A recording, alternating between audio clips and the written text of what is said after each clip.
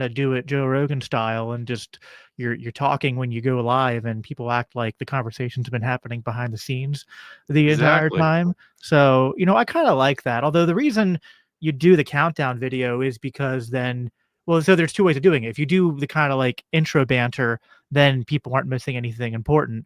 But then the countdown helps to achieve the same thing where people are all tuned in before you actually start talking.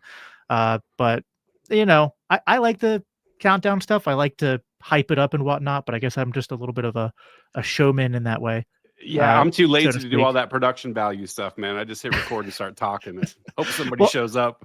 I'm the only one at LCI who does all that, and that's just partly because like I love making them and doing them, and I just think it's cool. But then like when someone else hosts the green room, they're just literally like, okay, and we're live, and they just like jump right in, and that works too. There's more than one way to do a podcast or do a live show. But I'm also honor bound. I have to. It's probably better that we did this natural intro because I'm honor bound based on the part of the problem Discord because they don't believe that I'm the real me in the Discord, so I have to like say that I'm extremely bricked up for this conversation tonight. So that was part of the proving that I'm the real Jacob Winograd. Not that I don't know why anyone would want to impersonate me. I don't think I'm gonna, That means especially. you made it, Jacob. That means you made it right there. I'm still waiting for that level. I, I, I, I, I've made it to I'm a somewhat popular podcaster in certain libertarian circles. That is a high echelon award to It is. I'm be still able to like wear. at least 3 years away from that. So good on you, man. Awesome. Well, we already got people live in the chat. We got, of course, Terry saying hi, Jacob and Brent. Hello, Terry. Hey, Terry. How are you doing? We got Free who reposted the stream. I appreciate it, Free.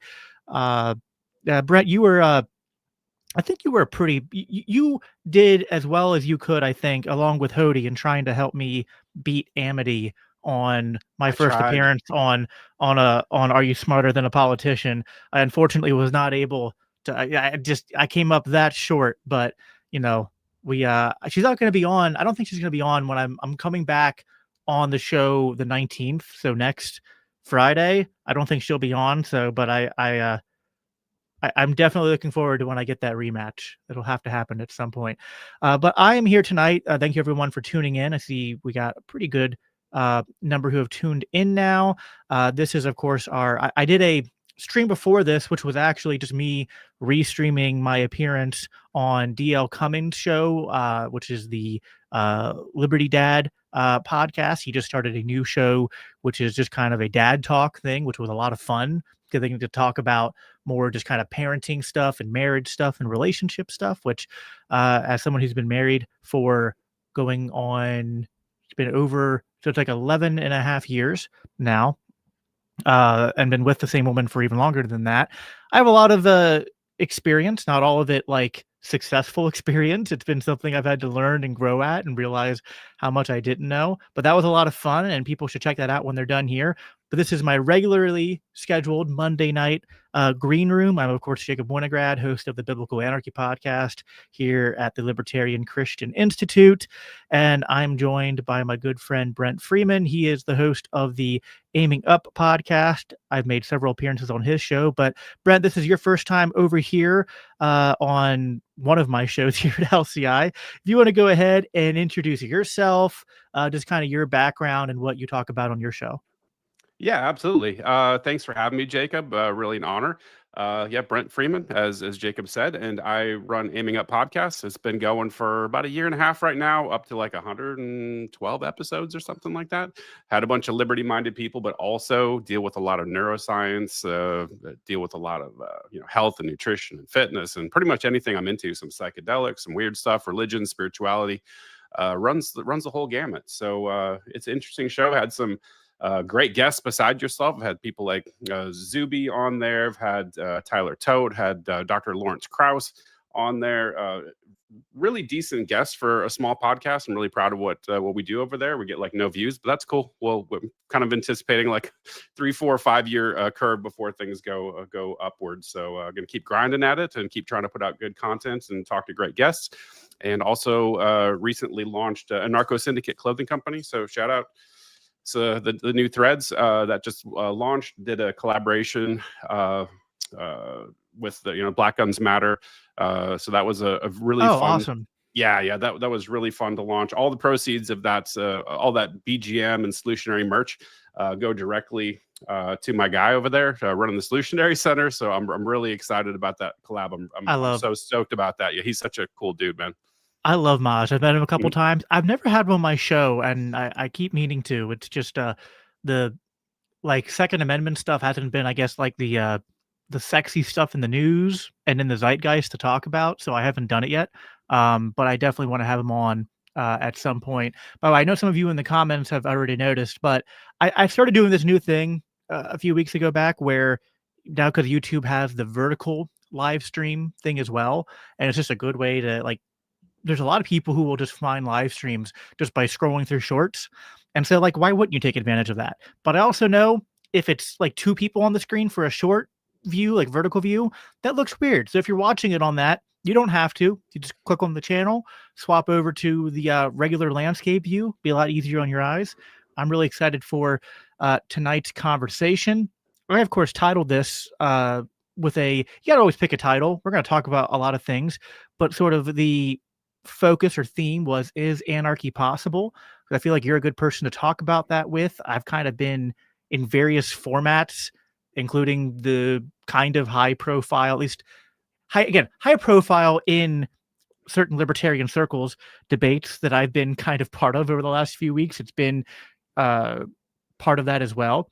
That's what I listened to on the plane back from Italy. I listened to that entire thing and ask anybody in the plane. I was almost screaming. I wanted to yell through the screen during that debate. So maybe we can talk about that a little bit. I hope they served free drinks on the plane to listen to that 3.5 hour podcast. I felt like I was ill prepared. I only came down with 1 beer, and about an hour and a half into it, I was like, What frustrated me is like you had the answer to the whole thing that they were arguing about, and you didn't bring it up until the very end. It was a silly thing. And by the way, I love both of those guys. Like I get they're out there trying to do their thing, and I think my analysis is that Dave is an excellent communicator about liberty matters, right? But he's not a great philosopher. I don't think Dave would say like I'm this excellent philosopher. And Liquid Zulu is kind of like better at philosophy, but still not great. I sense, and this is no shade at all, by the way. I'm just somebody who's been in the philosophy game for a very long time, and so he's obviously imbibed all of the standard fares from the libertarian philosophers. He's read the Hayek and Mises, and he can recite it, and he knows kind of what their positions are. But I don't think he's thought through the purpose of philosophy, particularly with the NAP, right? Like it's so silly because like you can define like what the NAP is, you can define what an act of aggression is, you could define what constitutes a transgression. But when Dave is just like doing that sort of common sense thing, like, oh, so wait a minute, if someone's got a gun to your head, is going to kill your family member, you're going to strictly adhere to that. And he's like, yes, damn straight. And it's like, no, that's not what it's fucking for, man. Like the point of the NAP is to identify. It's a diagnostic. That's all it is. It's a gauge. Yeah. It's like to identify whether a transgression has occurred. It says nothing to do with what do you do about it. Right. No, exactly. And the standard libertarian answer for as long as I can remember is that there are instances where you might aggress against someone, and it's still aggression. And then after that, if you're an ethical person and if the society is ethical, you will have to either you're probably going to go before a court, a judge, no matter what. And then you can either like plead your case and maybe they'll show mercy or give you a lighter sentence, but like it doesn't change the crime. But anyway, that's that. Well, and also most human beings, like literally 99.9 infinite nines, if like, hey, yeah, somebody had a gun pointed at your child's head and they're gonna, like torture them forever unless you stole a penny from me, like take the fucking penny. Like that's what most people are gonna do. I can appreciate Zulu tries to come up with novel approaches to these reductio cases where he's like, well, maybe there's ways where, like, if you actually think about the hypotheticals in terms of like how that would play out in real life, that and like, listen, I appreciate that, and like you said, I like both of those guys, and it was a really hard debate for me to moderate because it was like I'm not moderate because Yep. like I have so much agreement with both of them and so much disagreement with both of them. So there were so many times where like I would like almost be entering the debate against both of them because I'd be like, well, hold on, Zulu. Like, don't you think that like you need to rethink the way you're approaching this and not just view it through the lens of law? And then be with Dave, be like, well, hold on, don't you think that like this argument might work for public property, but like it's a huge leap to jump from what a school should do to what a nation should do over the entire border and immigration. So like, you know, like I'm of course a podcaster and I usually do debates. I don't usually moderate debates. So I'm sitting there like trying to like, you know, I'm like white knuckling it the entire time, just like trying not. I'm like that meme of the kid next to the girl in the school, and he's just sitting there, Yep. just like, Veins popping out. yeah, that's me the entire time. Uh, but Yeah. like, so like all of this meta stuff is almost even like, what is libertarianism? What is anarchism? And then like also like, can we have anarchy? And one of the super chats here, which kind of goes with the title of this the stream tonight, came from AT Leon 715 for $10. Thank you very much. He said, is anarchy actually possible? Even in nature, cells cluster into organs and bodies. Do human societies inevitably form states the same way, whether we intend to or not? Now, I'm gonna piggyback on this to ask you a question here, because I do want to talk about anarchism, but I also want to just talk about libertarianism for a second, because this is sort of the minarchist critique here. Because I think minarchists agree with the NAP, but just think that there's no way to have a stateless society. And I feel like I disagree with that. And I actually think we can answer this question and sort of explain why I don't think it's inevitable that we'll end up with a state. But do you think it's useful? Because I think part of the like the Zulu crowd is like they're saying that like only anarchists are real libertarians. And don't get me wrong, I think anarchists are the most consistent libertarians. But I just feel like I want to be kind of goodwill and understanding towards minarchists who like maybe just have that like skepticism to be like, I don't know if your stateless society can actually work and organize. And I don't know that it's the most unreasonable position to have, to be like, the state's inevitable. So we just need to make sure it's small and just enforces the NAP. Like, I don't know. Did that make sense? Yeah, well, it kind of did, but it's such a contradiction in terms, right? Like, and another thing, I'm not a big label person, right? Like, I've actually, a narco syndicate clothing, it's meant to be all encompassing. It's like everybody in the pool. Like, if you're liberty minded, right? If you are constitutional conservative, you're a minarchist, you're a small L, big L. I don't really care. Like, if you have liberty on your mind and you want to use a libertarian label, I don't care. I don't think it does anybody any good to sort of gatekeep and say, well, you can't call yourself. I'm like, whatever. Like, I don't. There's left libertarians. There's right Like, I really don't care. But when it comes down to it, I'm sort of like in that camp of like, are you pro state or anti state?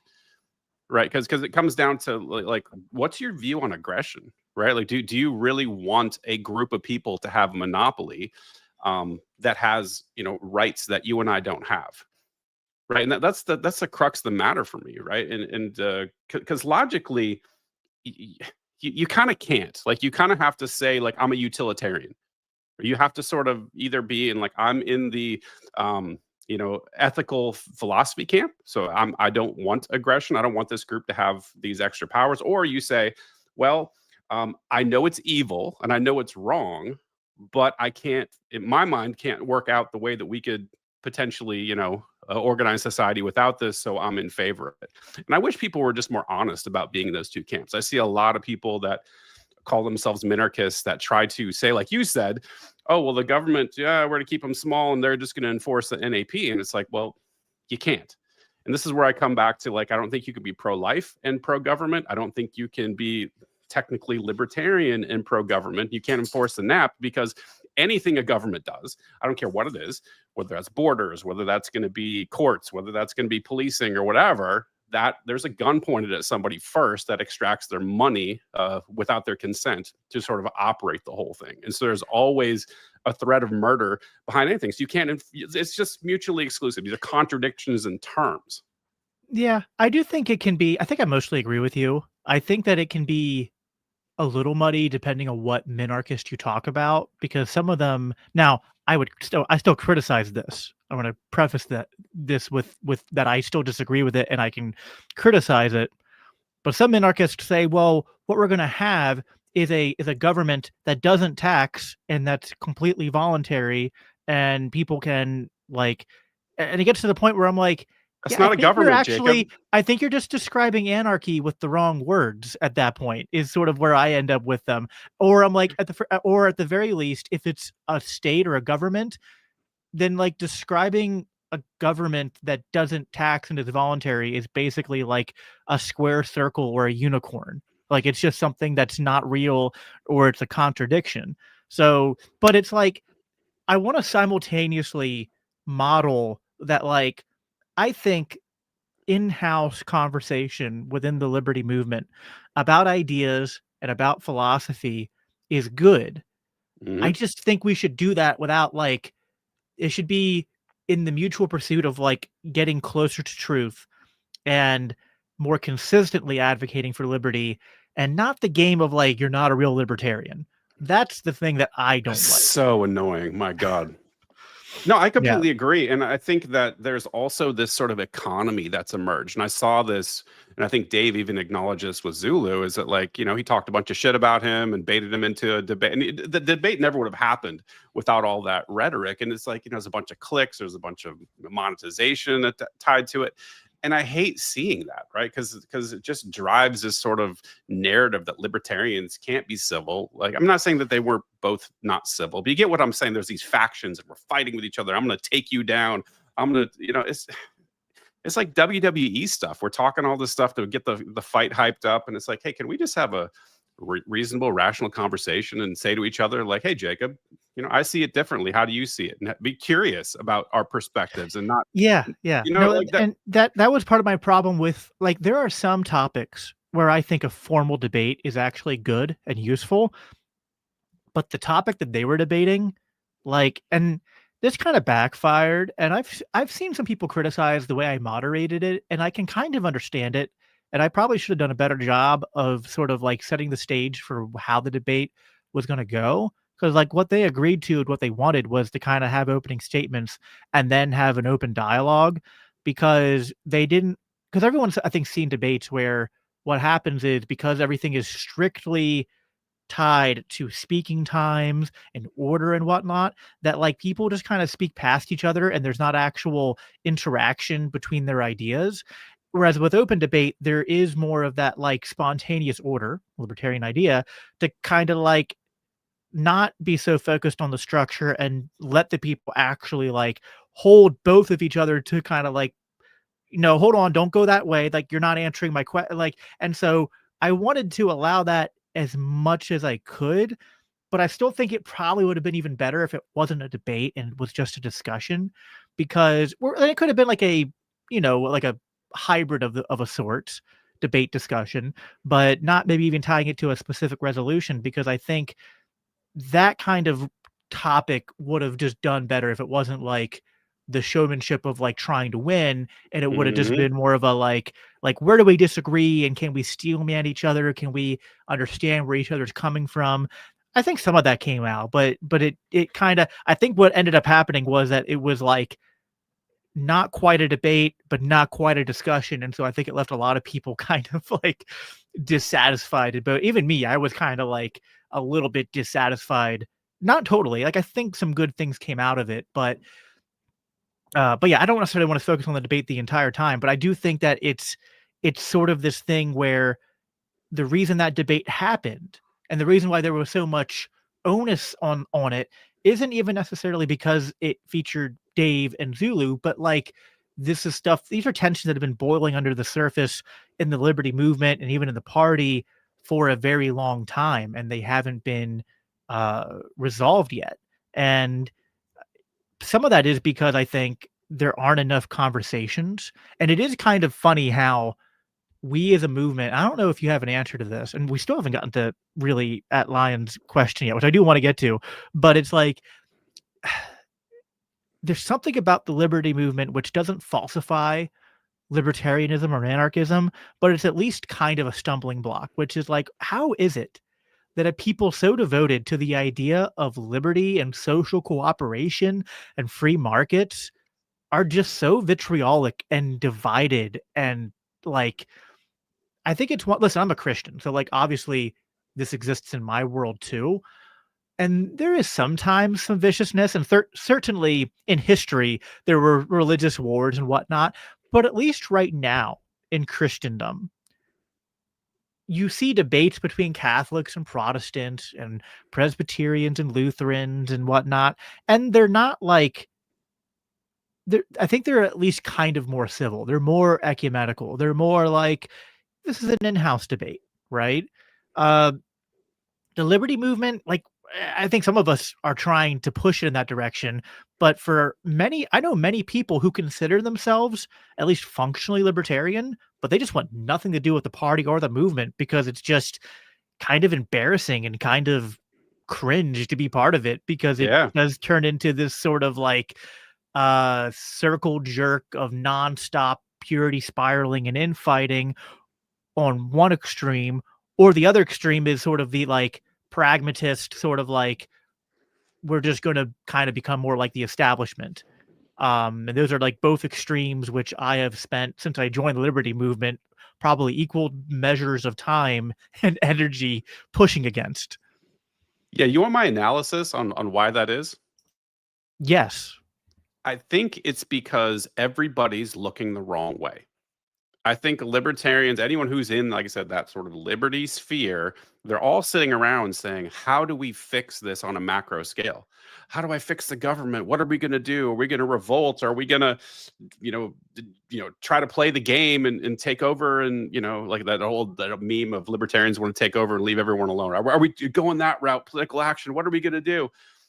And I think that's wrong, man. I think it's completely inverted. I think everything at this stage, we're late stage, man. We know that this whole thing is about ready to fall down. The whole house of cards is collapsing, is going to burn to rubble, and everyone's still thinking they can fix the government. It's like I always joke with some people, and I was like, "Hey, you can't fix her. It's like a stripper that's going to like do cocaine and key your car in the parking lot, and you're sitting there thinking that you're gonna be the guy that comes in and saves her. That's what government is, we're not fixing this.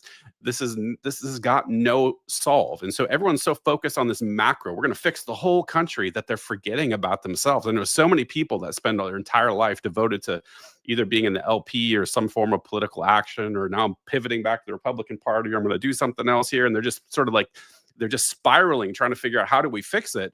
And they're not spending any of the time doing the agorist thing, which is like freeing yourself, like getting yourself stable, getting yourself some off-grid property and some self-sustaining, so you can take care of yourself and you can still have the conversations, right? So try to convince people that liberty is a great idea. But there's not a lot of the Ron Paul thing where it's like setting a good example. That's why I love Maj Toure. He's out there like every day, like doing work, and I'm not seeing a bunch of that. That's one of the reasons I love that dude, because he's just out there doing the damn work every single day. And it's easier to talk and sort of mentally masturbate and purity spiral, and I'm the most pure libertarian, I'm gonna argue with you. Like, it's just easy to do that. It makes you feel good. Yeah, it kind of strokes the ego a little bit, but it's not moving the needle anywhere. And I think that's the problem I'm seeing in the party right now with the people that are in the liberty movement, is they're so focused on this external, I'm gonna fix this macro, not doing anything to establish things like some exchange with people, getting some people you can trade with. I got a guy in Arkansas that I get beef from, getting some resources put together, trading with people that are similarly minded. Like, that's just, it's not happening at a large scale. And I think it's a big mistake. I agree with that. I want to get back to that further in the conversation, but I do want to touch on at Lion's question here. Is anarchy actually possible? And I guess like to steelman this question, he's saying that like, you know, uh, in nature, there are these natural tendencies towards organized structures. And so won't people, because of this tendency towards hierarchy and uh, kind of like forming a structure to sort of do that organization and I guess like codify that hierarchy, and because you could like say, listen, we look around the world today and throughout history, and it feels like these things called, and maybe they had different names at points, kingdoms and states and empires, but these have always existed. So, like, is it realistic to say that human society can organize in a way that's not like that? So how do you go about answering that? Like, it's a very, not to like dismiss that line. I think it's a fair question. It's a common question that I think we anarchists get, and I have my own answer, but I want to hear what you say to that. Yeah, what I say is it's an underappreciated question. I think there's a lot of people hand wave this away, and this is actually because I'm a somebody who believes in evolution, and I believe that these things did evolve for a reason. These things that government provides, these services, are needed, right? And I think what we've seen is like this state structure evolve to solve difficult problems in society. Um, that were sort of easier when you have economies of scale of a large population, right? Because I think, as you know, like liberty's messy. Like trying to figure out all the details is way harder than just sort of by fiat saying, I will shoot you if everyone doesn't behave this way. And so I think it has advanced our, society in some ways to sort of do it that way. But I think in today's modern climate, it makes a lot more sense that we could do things much better by virtue of technology. As you know, I work for a big tech company, and so I see the way tech could advance liberty. And there's a lot of things that we do in this archaic way that we did evolve, these sort of structures, and they do solve, problems. I think policing is a great thing, for example. I just wish it was, open to competition. I wish it was something that we could have companies come in and think about all the technology they could bring to bear. We could voluntarily say to your policing provider, like, yeah, 100%, surveil my kids. Here, I'll give you the tech that lets you spy on my children. Make sure that they are safe. And if there's some creep that is sort of grooming them online or trying to like get into their DMs, like I want to know, like let me know as their parent, right? Like surveil the hell out of me. If somebody's trying to hurt them, show up and take care of them. If somebody's trying to break in my property, like there's so much stuff that we would allow a private company to do that we would never want the government to do, right? So I think there's opportunities, whether it is, policing, and there's obviously blockchain out there now for smart contracts. There's a whole bunch of things that are going on in the tech space that we could solve historic problems that maybe a state structure evolved to sort of handle these things. We don't really need it anymore. I'm very much Yeah, in that Michael Malice mode that anarchy is a relationship, not a location. We don't I have to love have. that. I do too. It's so perfect. We can choose. We choose our cell phone provider. We choose like all these different free market providers for most of our life. And to say like, oh, and the big ones, like we really can't do dispute resolution like through courts and and private companies. It's like that's bullshit. Because number one, don't know if you know this, most civil cases they get resolved by a private company.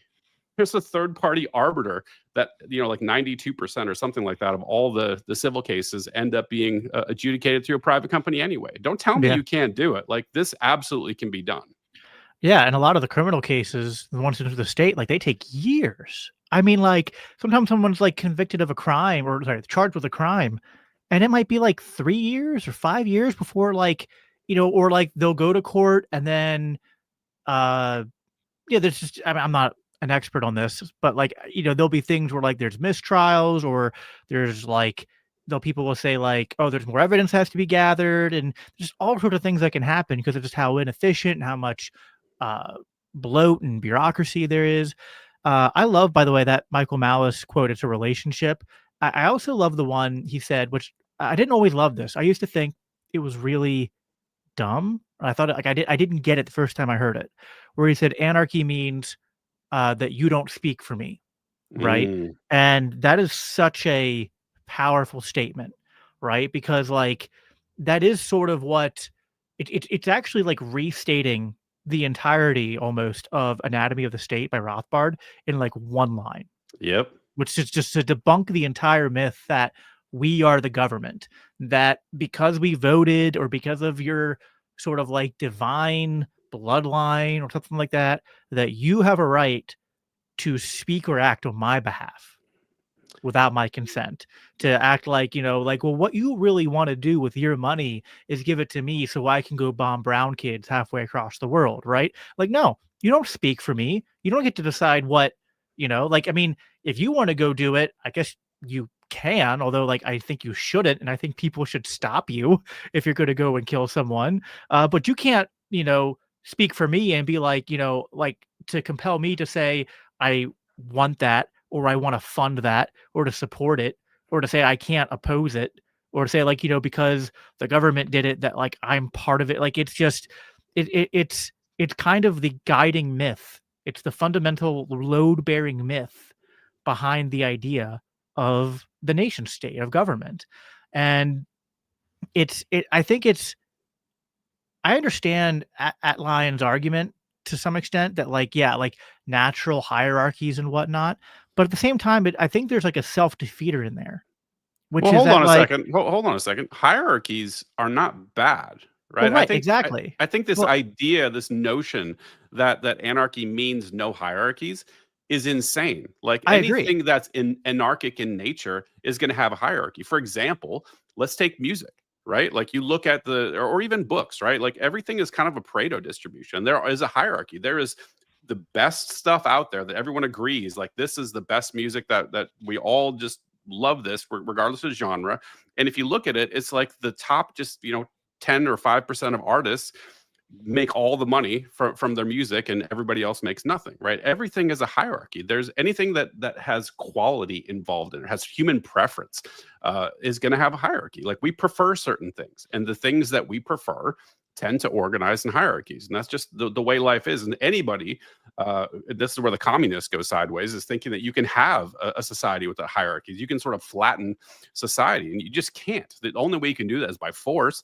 And if you do it by force, you're going to get basically everything sucking equally, everybody right, being equally it's the poor. inverse. Like, I think the issue is that I believe in hierarchies, and hierarchies actually form naturally without force. Hmm. And so I think there's kind of but, like, I'm trying to, like, attack the argument, and not like, I know, I don't even know how to pronounce his handle, at Leon, at Lion. I don't know if you can correct me in the comments, but I've read it a million times, never said it out loud. But I feel like I understand that, like, like, there's a, in your head, when you hear the word anarchy, and there's a sort of, like, colloquial, sort of, like, assumed implicit meaning behind it, that anarchy means chaos, and to be fair, the original anarchists were kind of against hierarchy in a way, at least they thought they were. But I think as anarchism as a philosophy has evolved, it's realized, no, we're against unjust hierarchies, but an unjust hierarchy is the opposite of one that's created naturally. It's one created through fiat and coercion, whereas natural hierarchies are just what happens when you remove coercion, and the market and people just organize themselves based upon, and I cite him as I remember him pre-Daily Wire age, era, not current era, but as Jordan Peterson would call it, hierarchies of competence, Yes. not hierarchies of power. And So, like, we are I love yeah, that he moderated that, or he changed that terminology, because he started off with dominance hierarchies. That's what he called it, right? right. And then he switched it to competence, which I think is a better term, more descriptive term. Yeah, no, I 100% agree with that. So, I think that so something you said, which kind of go back to something you said earlier, which I think I agree, but I kind of disagree, where it's like people spend too much time thinking about how anarchy works, or how we would get there. And I think certainly you can spend too much time in that, right? Because the truth is, we don't know, right? There's no way to 100% know how to get to a free society, or to have complete confidence in how every possible conceivable problem with a anarchic society might get solved. And there is wisdom to sort of just starting with yourself. And I think, yeah, certainly a useful component of or a necessary ingredient to getting to a free society is individuals freeing themselves and building the sort of counter markets and counter institutions that would eventually replace a state. So I think that's all true. I do think there is something to like the and we have great libertarian writers who have done a lot of work on this, you know, economists as well, to try to at least model these sort of like, so there's like the private production of defense by Hoppe. I know Bob Murphy's done work on this, just trying to kind of like problem solve and to at least provide a sort of like rational defense and theory for how like because as you said, we're not against defense or even like police or things like that, like services that society needs. We're just trying to explain how we can kind of have the good parts of what modern society gives us, but like without the coercion, without the inefficiency. So I do feel like this is actually one of my criticisms of the Zulu crowd is that I think sometimes they focus so much on the just like the philosophy and the ethic, and then they're just like, all that matters is just that you believe in the nap and then that everyone believes in the nap and the rest takes care of itself. And I'm like, I mean, like kind of, but that's not necessarily going to be like on its own persuasive to every, like some people are at least going to like need some kind of at least hypothetical proof of concept, because this is where I think a little bit of humility comes in to at least say like the society we're advocating for doesn't exist today. And I know there are examples where it's kind of existed throughout history, but like none of them are, they all have kind of like at least a little bit of like actually I see Emily Mower 9902 just gave us a $5 super chat. Thank you very much, Emily. Ireland had anarchy for 1,000 years. And like you're correct in a sense. And I want to like there's actually, and I always forget to have this up. Ace Archist, great follow on X, has this post which I bookmarked. Actually, I think I did bookmark it. I could probably find it if I go and look at my bookmarks quick. Yeah, he's got the list of all of the anarchic societies throughout history. I've seen that post.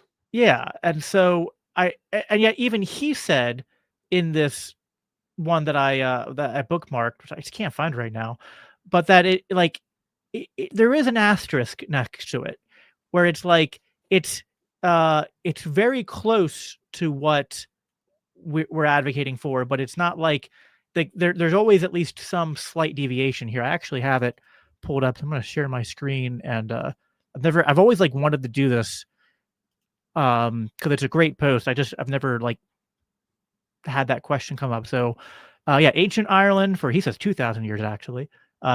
Medieval Iceland for 400 years. Caspeia for 400 years. The neutral Morsent for 100 years. Friesa for 700 years. Zamia current day, population 150 million. There's actually a great book about Zamia, which is really fascinating to read. I forget the author's name. I think it's called like the I forget what but I think it's like the art of not being governed or something like that. If I'm remembering correctly. I'm looking it up right now as I'm referencing it. I've not read the whole book, but I've read The Art of Not Being Governed by James Scott, which is a whole book about this civilization in Zamia, which is, it's anarchic, not necessarily completely anarchy, but it has elements of that. He brings up, so there's the not so, the Wild West is actually kind of a good example. So this is great, and I think we should talk about this stuff.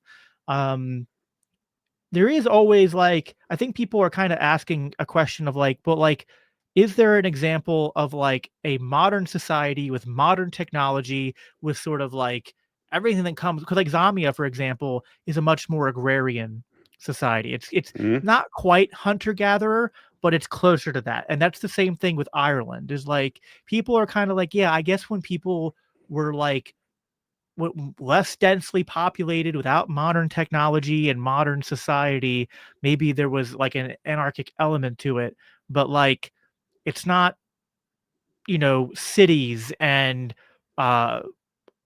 lots of free trade and interaction of multiple cultures at once. in this anarchic way. So I think that anyway, go. I just rambled for a bit, but go ahead and talk. It's super interesting to me, and I love this. Right, being an anarchist, like I love all these historic examples, and I think to reference your point about Zulu's crowd, like I think one of the benefits they bring that people don't appreciate is that I think there is a lack of focus on ethics, and so I think having that to the forefront, because I think about people when they say, well, how many anarchic societies have there been? We've always kind of had a government. And I always kind of think like, okay, well, you're kind of being like the person in the 1800s being like, yo, if we freed the slaves, who the hell is going to pick the cotton? I'm like, I don't care who it is. Let's not enslave people. Like maybe we start there. Maybe the ethical argument is really an important place to start, and getting people, like you called out earlier, to understand like this is not consent, right? The social contract isn't real. This is bullshit. This is something that we don't get a choice whether we consent to or not. You get a gun pointed in your face when you're sort of ring fenced by a border, and you're going to do it this way or else, buddy. And I think that's an underappreciated argument. And I think a lot of people, because I talk to these people a lot, and I watch them go through the mental gymnastics when I say to them, look, every law is basically an opinion backed by a gun, and there's a death threat implied, and people don't want to listen to that. Like, no, you're going to be arrested. I'm like, well, yeah, but what if I don't want to be arrested? They will escalate that to murder every single time. I think it's an important topic to raise. So it's really important stuff to talk about. But when I think about it, it's like, Jacob, we can't even cut $1 from the budget. Why are we? I mean, like, you know what I'm saying? Like, it feels like it's so dumb. It's like we'd love to have a free society. I would, and I would do anything to get there. But I just don't see any evidence. Would you steal a penny? Sorry. No, torture my child forever, man. I'm not stealing that penny. I had to go there. Well, I don't know how to pronounce this because I saw the comment. It's Atlian 715. So got to find a way to bring the normies, me, into anarchy. Zulu is not it. Yeah, I think that's a somewhat fair criticism, even though I like Zulu. But yeah, I feel like there's something. So, are you familiar with the Isaiah's job strategy and the whole idea of like gathering the remnant and speaking to the remnant, and that like there's that's like Zulu's strategy and some people's strategy. They say the way to make a free society is I'm condensing this in my own words. Like I'm sure he would say it differently, but like the way to get to a free society is that what moves society is a small minority who are like pushing a particular philosophy, and that they're radicals and they sort of drag society into kind of like believing that philosophy or acting it out, even if they're not like 100% convinced on it. And I'm like, I don't know. Like, listen, it comes from, it appeals to me because it's pulling on a biblical story, right? Where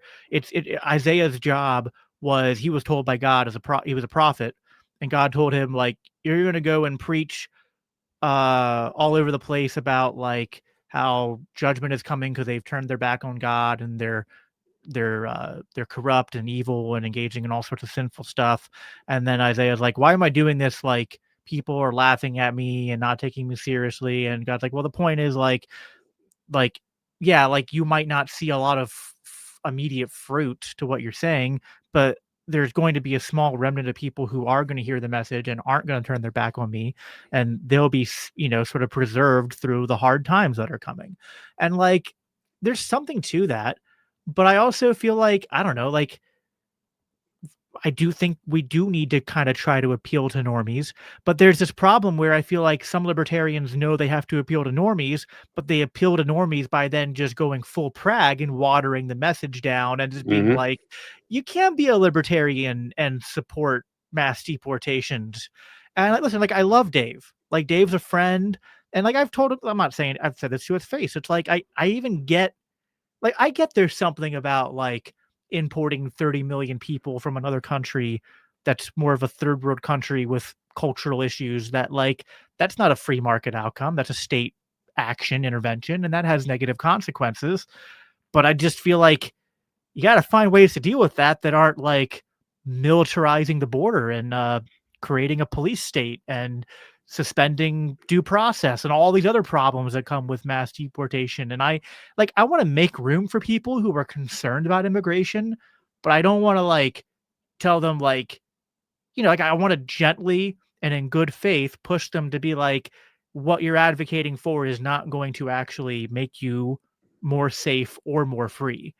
But we're always kind of stuck between this sort of like scare away the normies or just like water down libertarianism to make it, so palatable to the normies that it's no longer libertarianism.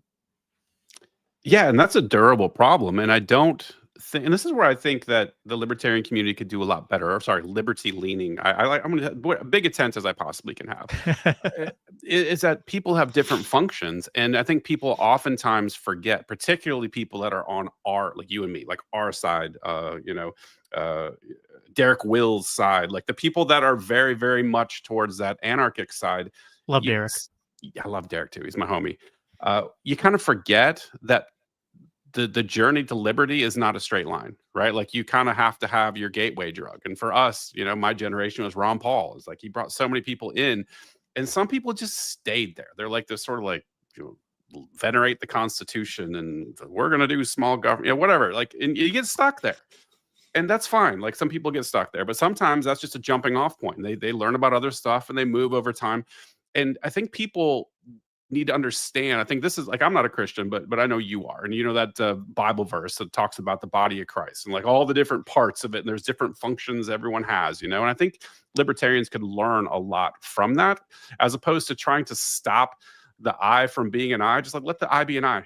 Like I had this, issue with I was trying to resolve actually between Derek and Josie because they kind of were in a little bit of a beef. Yeah.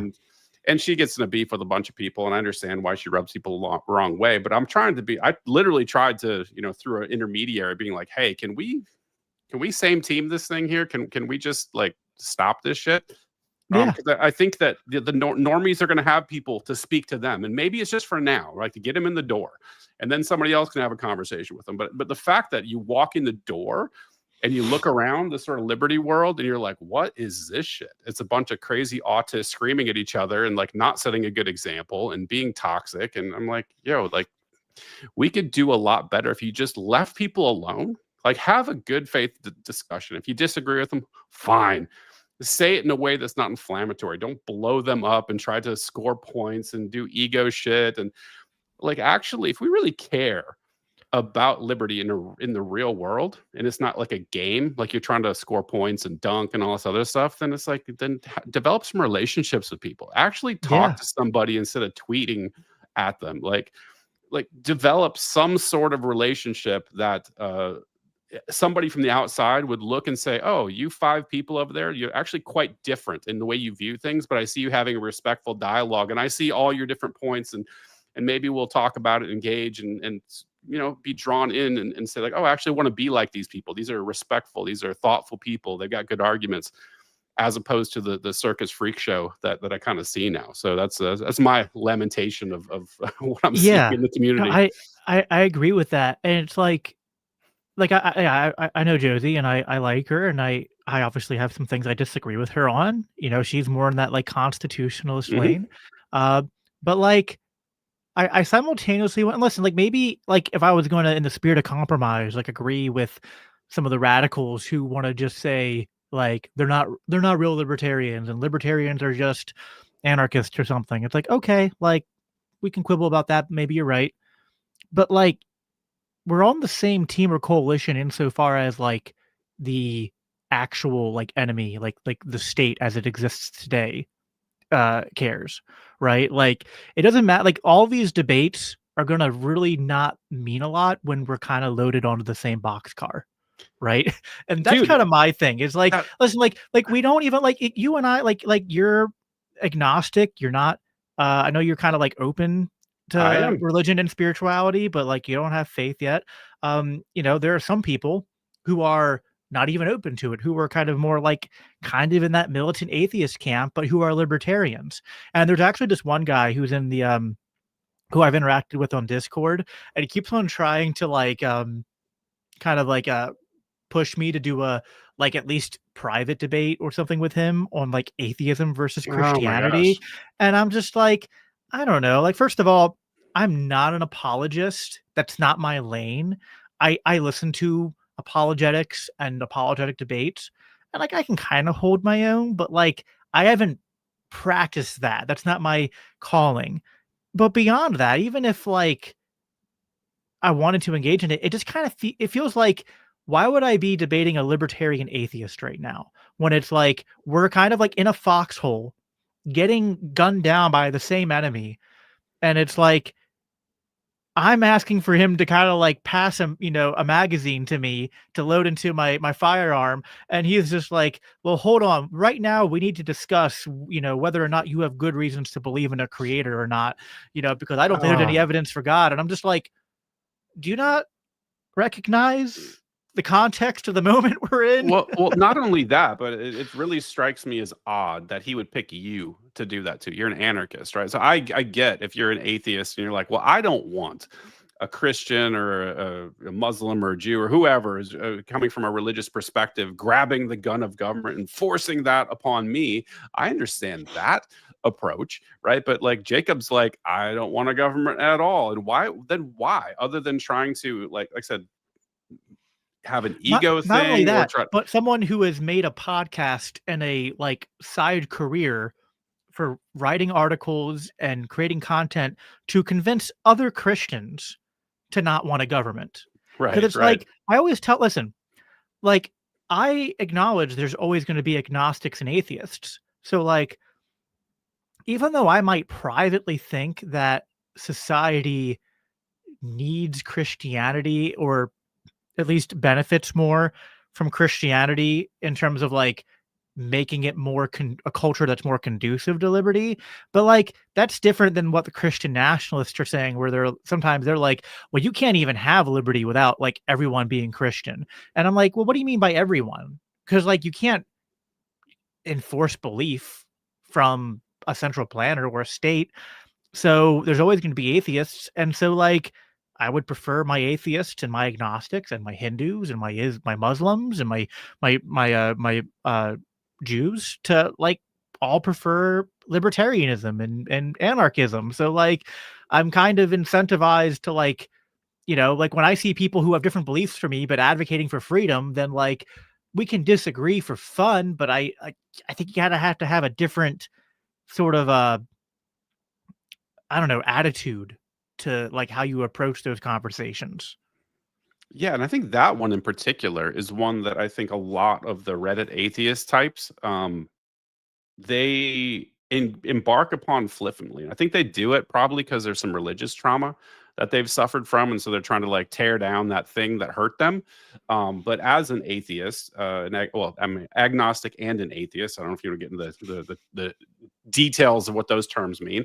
Sometimes people think they're separate, but they're definitely not, or at least not mutually exclusive. I, I am somebody who, like you said, I'm kind of searching. I wish I had faith, because I think life would be a lot easier if I believed there was like some ultimate justice at the end of all this. I think that makes life easier to get through. And I also see tons of value in Christianity in particular. It built the West. There's a whole ton of value it's provided, and a lot of people don't realize what happens when you tear down somebody's belief in that and replace it with nothing. Right? Everybody thinks, oh, rationalism is the way we can, move forward, and it's like that experiment's fucking failed like really badly. Like it really has. And I'm somebody who is a rational person. I love science, I love rationality, I love logic, I love philosophy.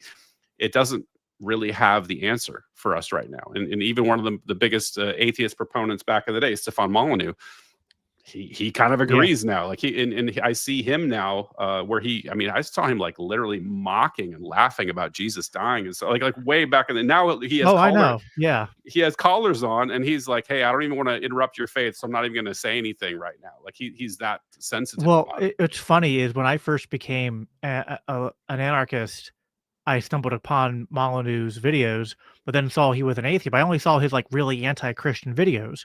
So then I like wanted to debate him because he would Mm. do that call-in show, but then he was just like, I don't really want to debate that because, like, I'm not really doing that anymore. And then I watched his newer content. So then I actually had him on my old show, the Daniel 3 podcast, where people can go back in the archive and find that. I think it's still probably up on YouTube or my old old podcast feed somewhere. But we had a whole conversation about all of that, and like, that he can, actually make an almost semi decent case for libertarianism from a Christian worldview because he like, uh, so yeah, that's exactly it, right? And I feel like, the other thing is,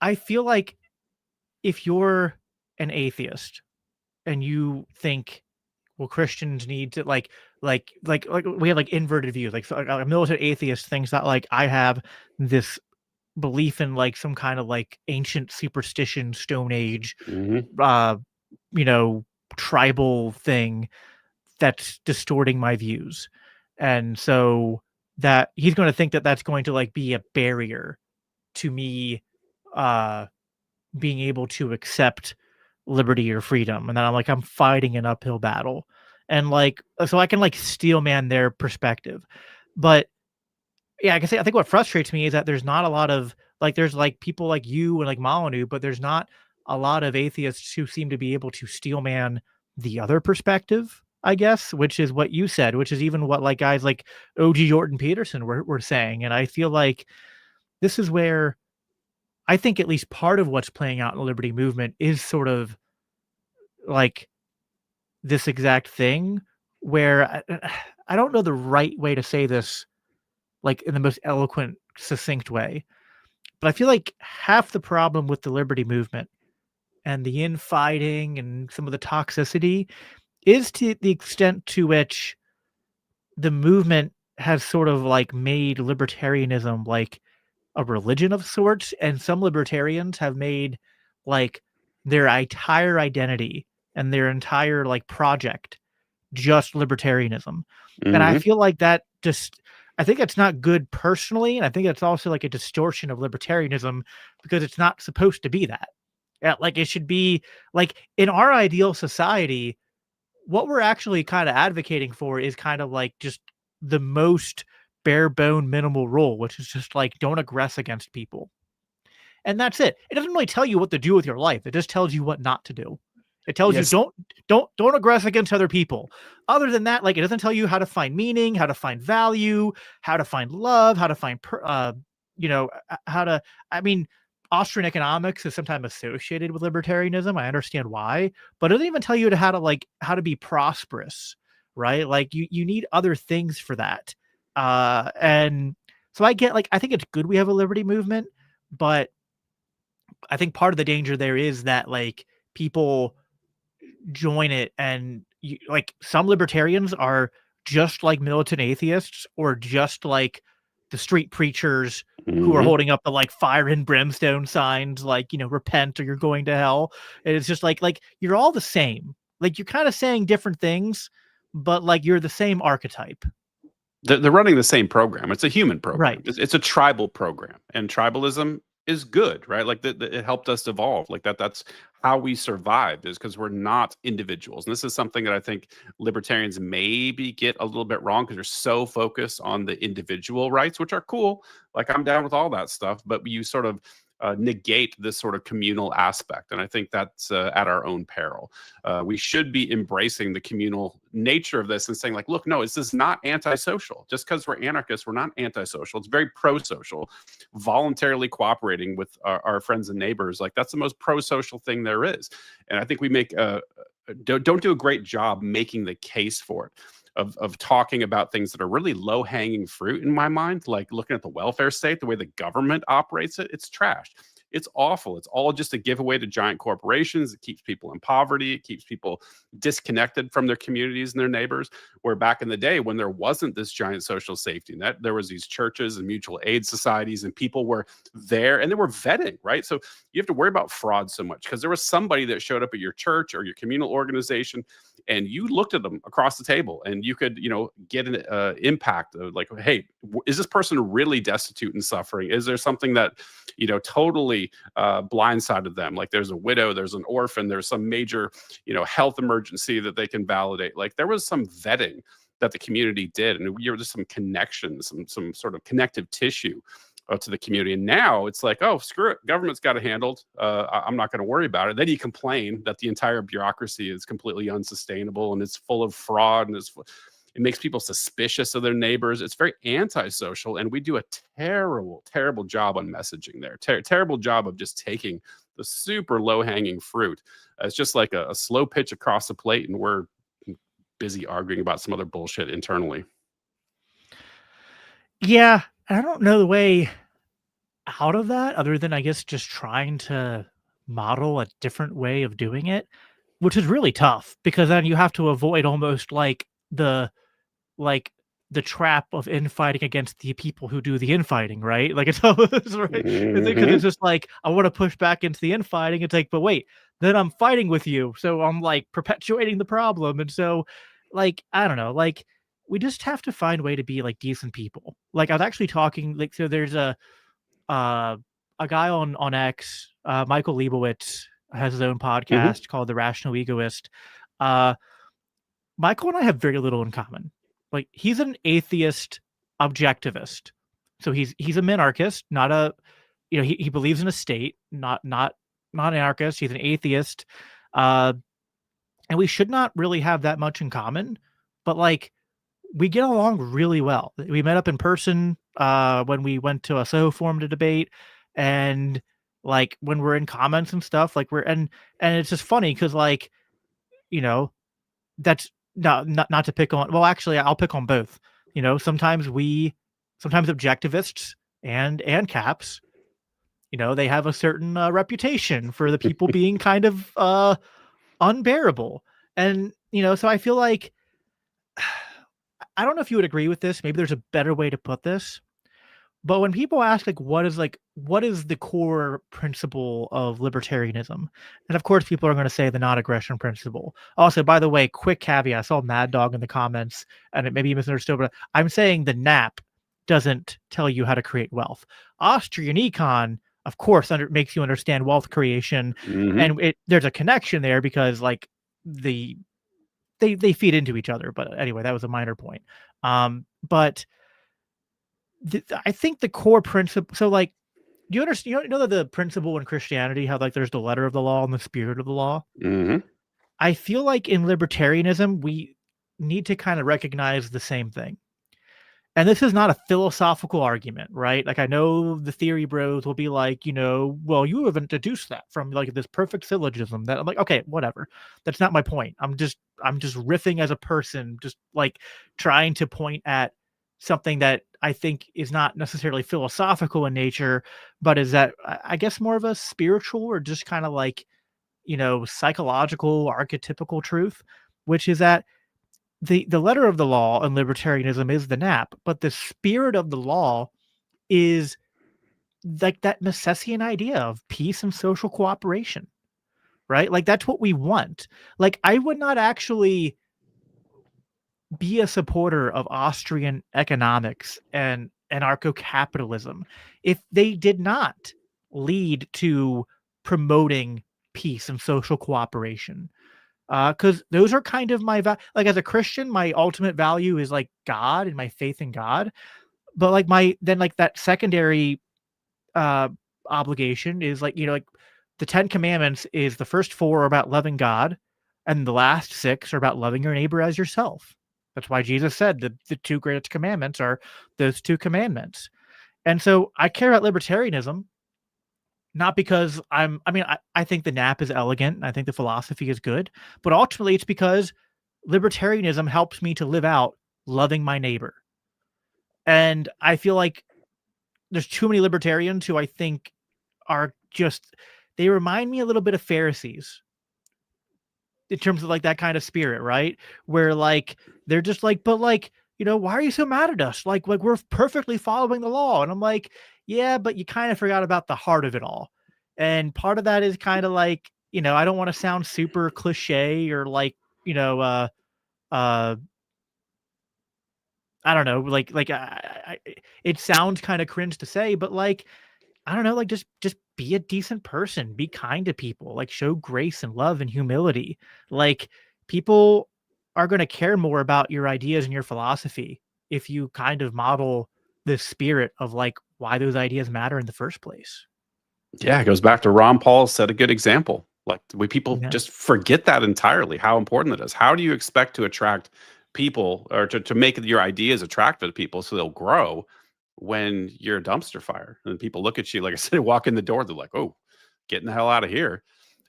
It's a real problem. And I think to go back to your Pharisee comment, I see that there's like these nap extremists, right? Which I, I fully believe the non-aggression principle, totally sound ethical philosophy. I'm not no shade on it, but people forget the why. Like I was talking about at the beginning, where Right. we get to the core of like, well, what's it for? It's a diagnostic. That's all it is. Like, what it has some aggression occurred. Like it doesn't say anything about what to do about it. And also, it's a relationship. People forget this. It has to be equal. You cannot be, the Bible calls it unequally yoked. That's the wrong term, or I'm using it in the wrong place. But it's the same thing where you're sort of linked to somebody who, like for example, the government, right? Like it's not like you and I are in some private arrangement and we're worrying about our voluntary contract. Aggression is everywhere. And so ethics kind of goes out the window a little bit. When somebody points a gun at you or straps a bomb to your, like a vest to you and says, go rob a bank. When you rob the bank under coercion, that's not the person that's responsible is a person that forced you to do that or committed that action against you. And so people forget that, and they like to look at this NAP through this very myopic lens, like this one particular thing, like you talked about national borders, for example. That's a big hot button issue, and you forget all the other structure that's built up around it, all of the other ways that aggression is baked into the system every single way you turn.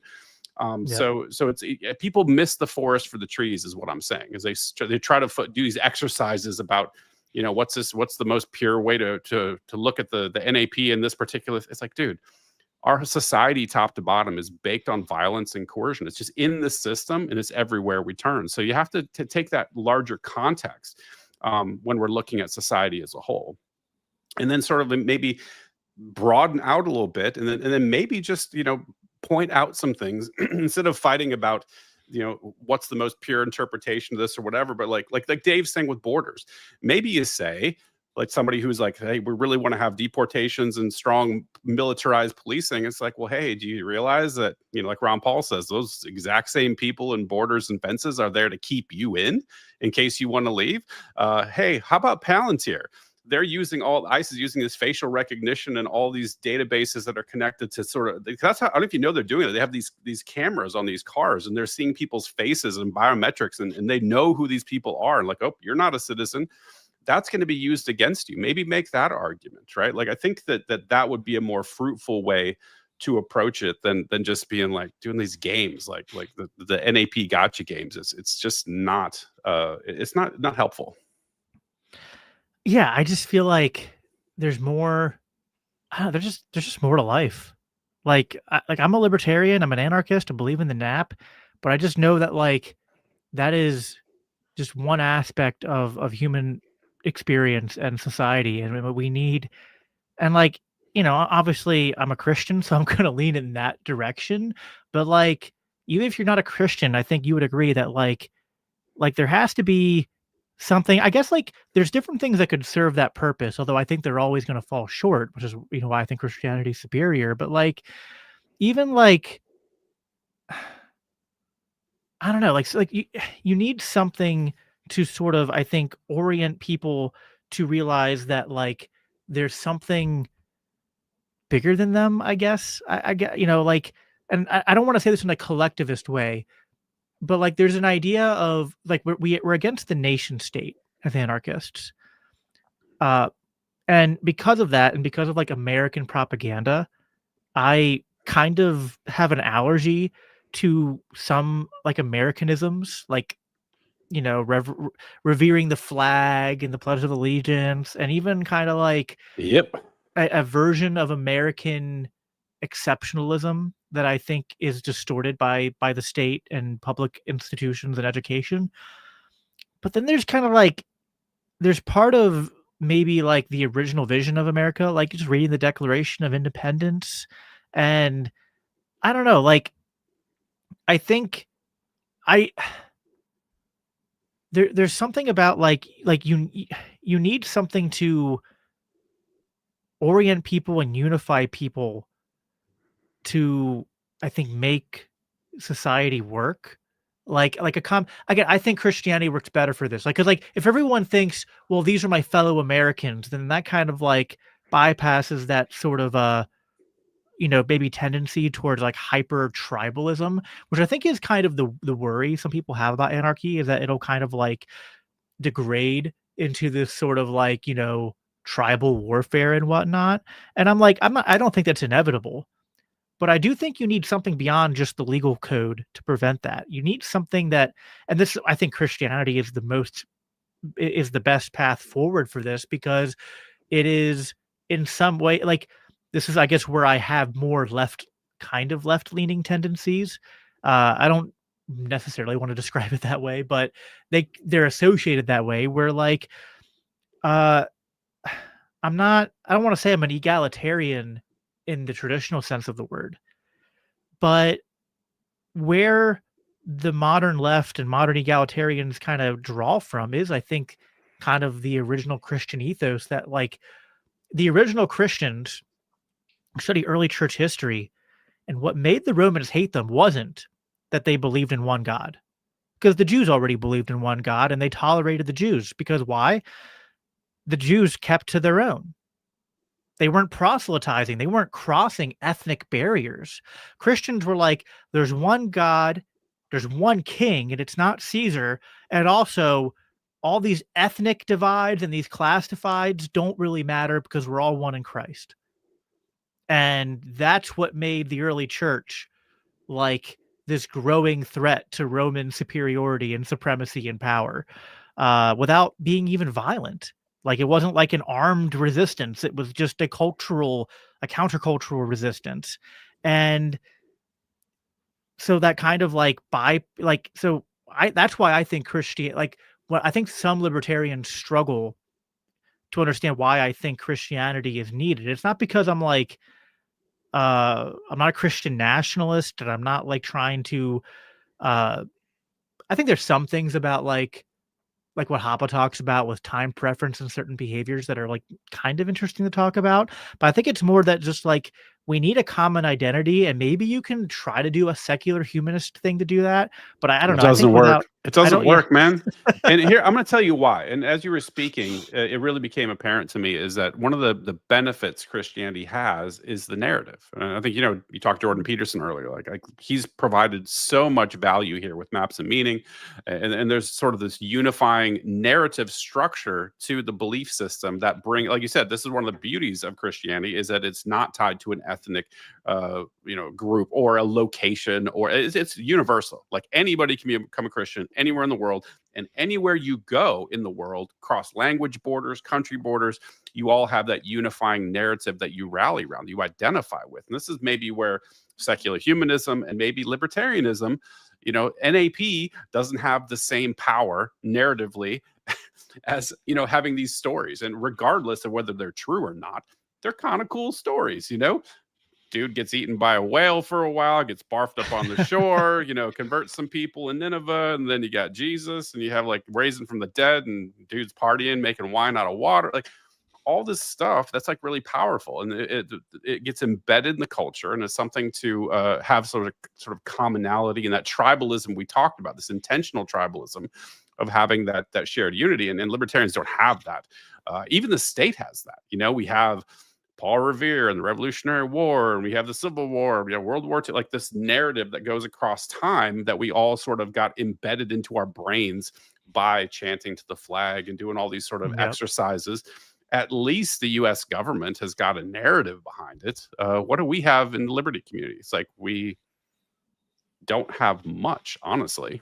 But in theory, we got, it's an intellectual undertaking. It's not something that people, especially yeah, people who aren't into that sort of thing, ethical philosophy, or the details of Austrian economics. Like, if you're not a super nerd, like what's there for the average person other than exactly. Well, you and I know think, not to cut you off, but like this just occurred to me that like something Dave said in the debate, which I disagreed with how he said it, but I think what he actually meant is more what you're saying, because he said people don't care about consistency, and I'm like, well, I think people can be persuaded by how consistent you are because you'll connect dots for them. But I think what he's actually getting at is more of this, like, people are not persuaded by philosophy being like, like syllogisms, right?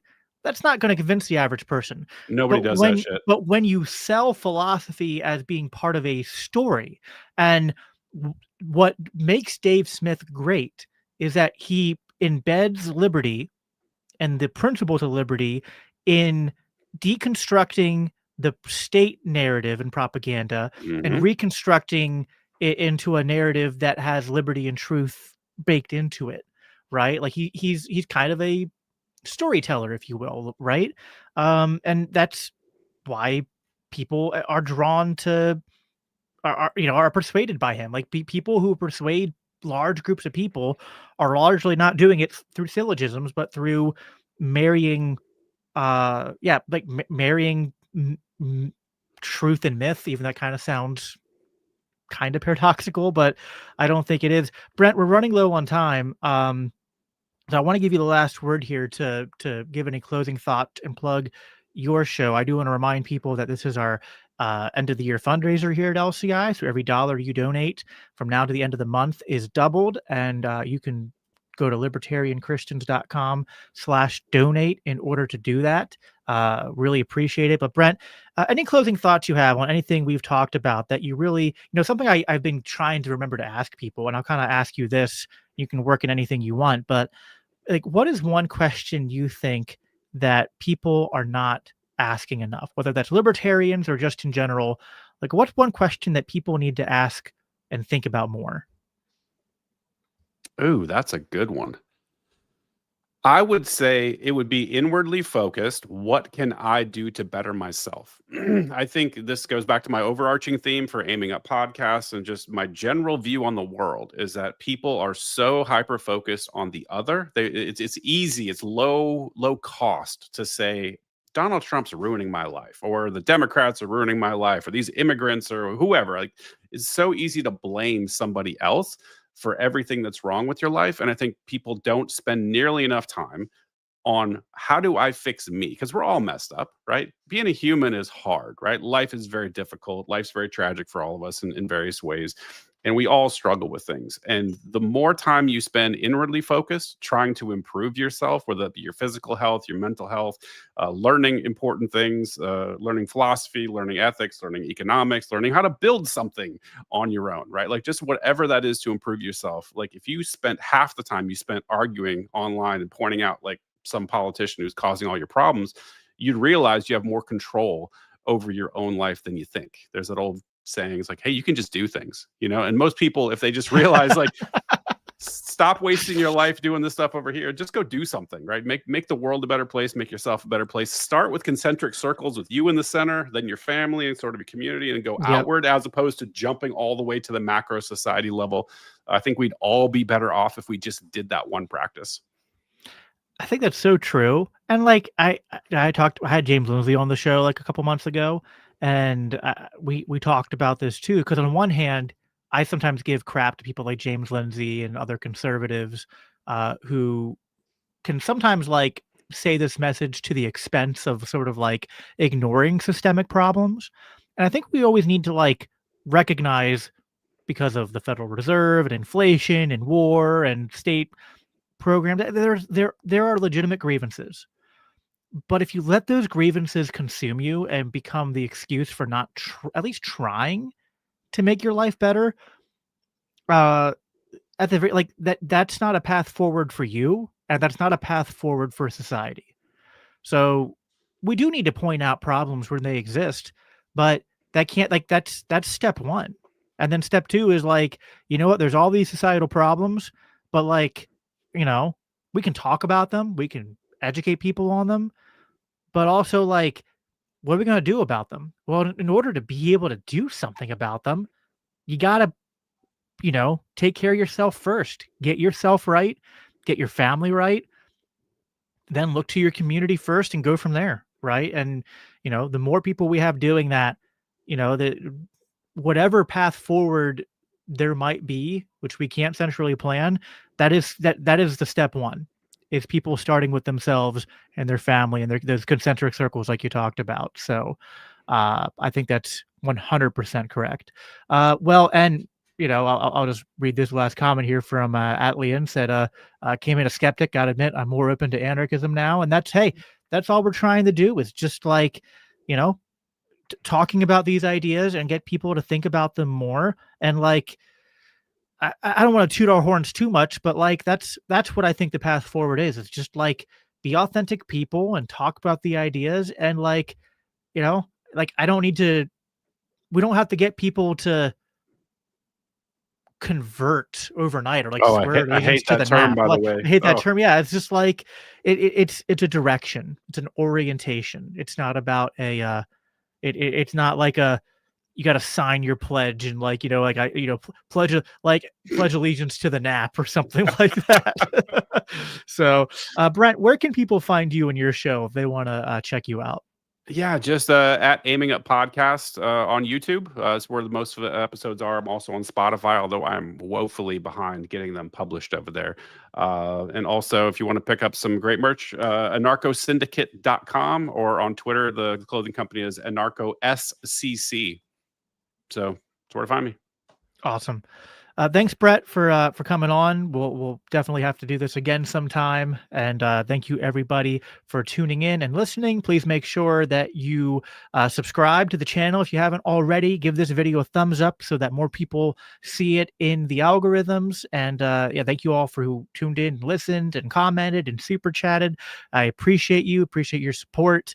And I'll be back here again Thursday, and I'm blanking on my guest's name for who's coming on Thursday, but I will be back here Thursday at 8 o'clock. So I'm really sad I can't remember my guest's name. I'm gonna look it up quick because I'm always bad at remembering my schedule, but I know they're in my inbox.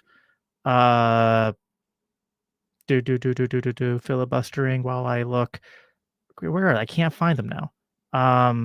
I have a guest coming on Thursday. Can't remember who it is, but tune in Thursday and you'll find out who it is. I'll post about it probably tomorrow just to uh, remind people. But yeah, thanks everybody for tuning in, and we'll talk again later. Take care. Thanks, everyone.